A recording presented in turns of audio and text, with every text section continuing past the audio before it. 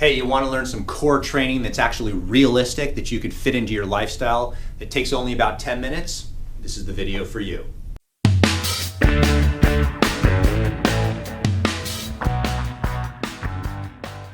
My name is Dr. Story. I've been a chiropractor for over 23 years. I'm going to give you realistic advice based on my experience.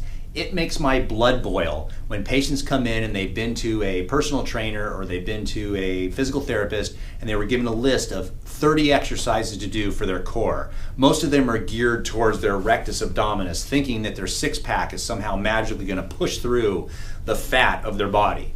That doesn't work. Realistic core training really only takes about 10 minutes a day. I'm going to give you a list of what I teach patients and how I go about it, and then what you're going to do is go to my playlist section of my YouTube channel and you can see each individual exercise and learn how to do them. So this video is really a summary of how to do it.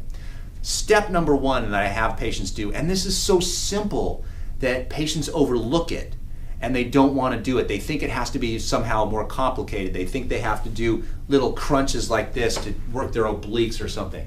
But it is so simple. But try this with me.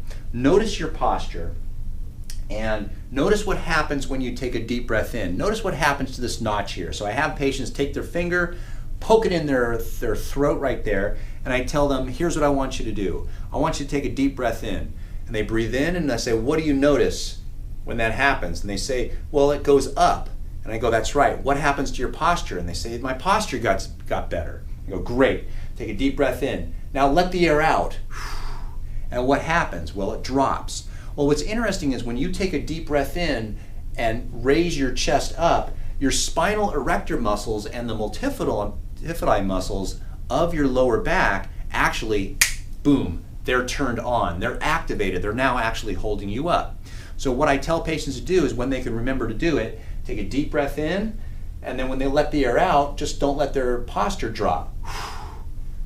There. You've all of a sudden activated the muscles of your posture, of your lower back in particular, and actually your whole spine, technically speaking. And what happens is this is the beginning step of all core exercises. You cannot do core exercises if you're in this posture. None of them work. So step number one, take a deep breath in, raise the chest, and then when you let the air out, don't let the chest drop. Then there's an exercise developed by Eric Goodman in Santa Barbara, which is a couple towns ahead of me, and it's a great exercise because what he did was he took hip hinging and added a little bit of a different twist to it. So when I say hip hinging, what I mean is you're going to actually learn to maintain that posture that we just did with the breathing and actually bend backwards and bend at the hips rather than rounding the spine. By learning the founder exercise, what ends up happening is you end up learning how to protect your spine during average everyday motions, such as brushing your teeth, getting things off the floor, getting things out of the refrigerator, picking things up. The founder is a great exercise, and I usually will start patients out with that because it gives the most bang for the buck. And hey, a couple repetitions of the founder, all of a sudden patients are shaking, their hamstrings are on fire, their glutes are being activated, their spinal erectors are on fire, and all of a sudden they get it.